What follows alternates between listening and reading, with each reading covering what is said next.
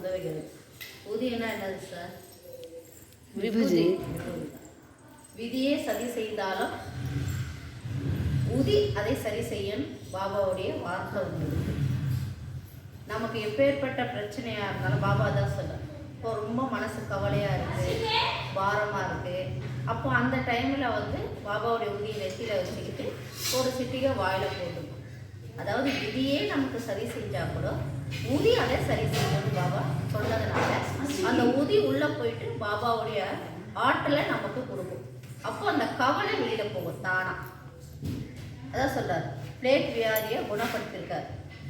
ஒரு குழந்தைக்கு பிளேக் கட்டி வந்துடுச்சு, அந்த பிளேக் கட்டி மேலே இந்த உதியை தடவன பிறகு அந்த கட்டி தானாக உடஞ்சி மறைஞ்சிருச்சு. பல வியாதிகளை குணப்படுத்தியிருக்காரு பாபாவை திருநூறை கொடுத்து. இப்போ ஒரு இடத்துல வந்து ஒருத்தவங்க பிரசவத்துக்காக அவதிப்படுறாங்க. அப்போ கொஞ்சம் தூரம் அவர் இருக்குது, பாபா கோயிலுக்கு வர முடியல, கொஞ்சம் தூரமாக இருக்குது. அவங்களுடைய பொண்ணு வந்து பிரசவத்துக்காக கஷ்டப்படுது.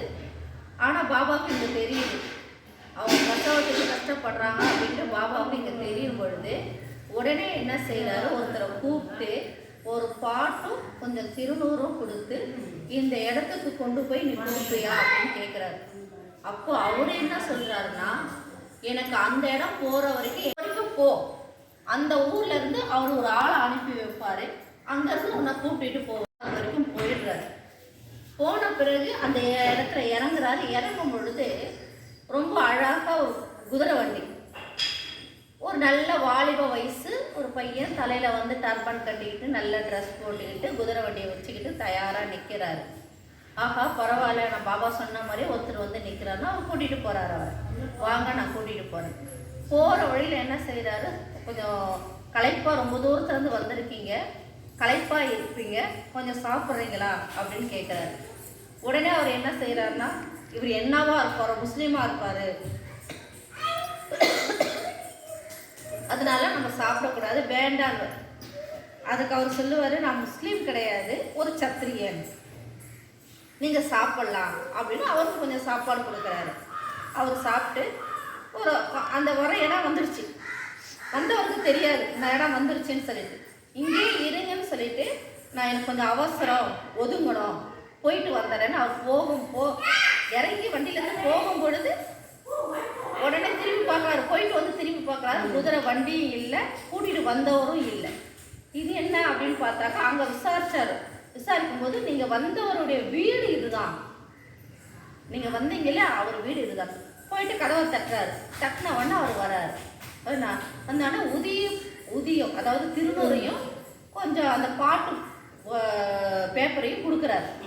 உடனே என்ன செய்கிறாரு, இதை கொண்டு போயிட்டு திருநூறை கலந்து தண்ணியில் கலந்து உடனே பொண்ணுக்கு கொடுங்க, இந்த பாட்டை பாடுங்க பொண்ணுக்கிட்ட அப்படின்னு பொழுது அதே மாதிரிக்கு சுகமான பிரசவம் ஆயிடும். அவர்கிட்ட வந்ததுக்கு வரைக்கும் தான் பைசா இருந்தது. அதுக்கப்புறம் குதிரை வண்டிக்காரர் கூட்டிகிட்டு வந்து விட்டுட்டாரு.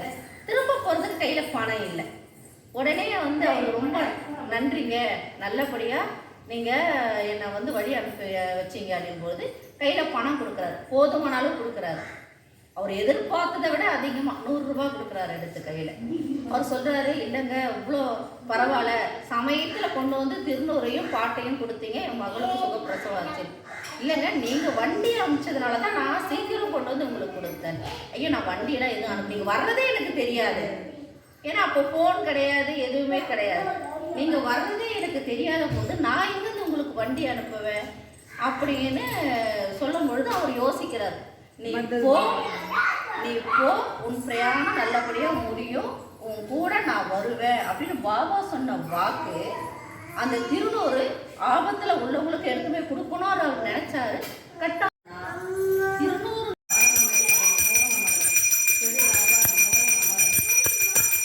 ஓம் நமச்சிவாயே போற்றி, நானும் நீங்களே போற்றி, அன்னதான பிரபுவே போற்றி போற்றி போற்றி.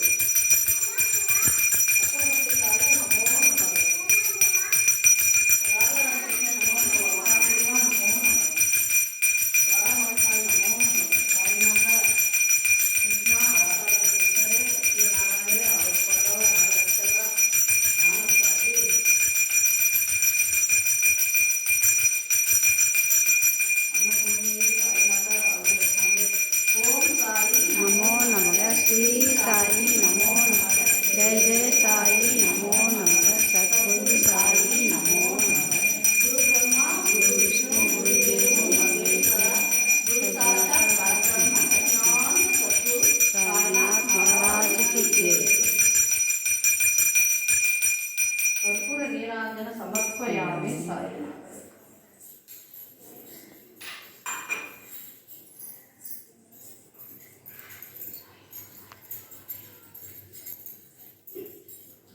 இப்போ சடங்கு எடுத்துங்க.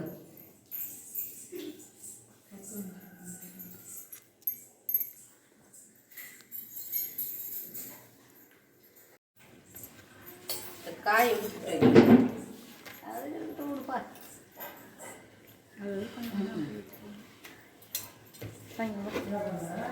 போகலாம்.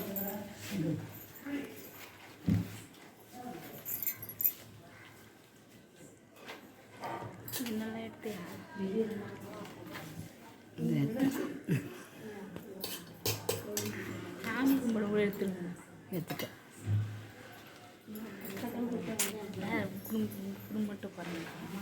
இல்லை இல்லை நான் மட்டும்தான் வேனில் போகிறேன். ஒருத்தவங்க இட்டுன்னு போகிறாங்க. டூரு நீங்கள் அப்புறம் அதான்ப்பா டூர் தான்ப்பா.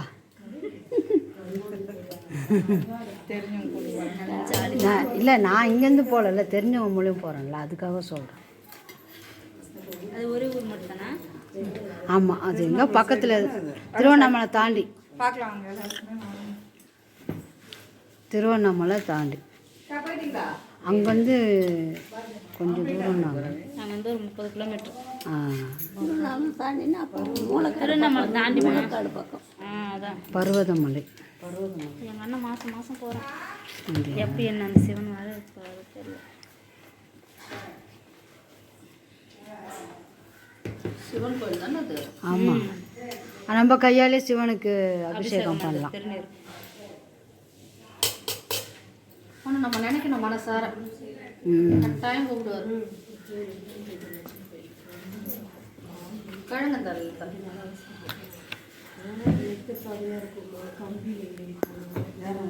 பையன் போயிட்டு வந்தோம். சின்ன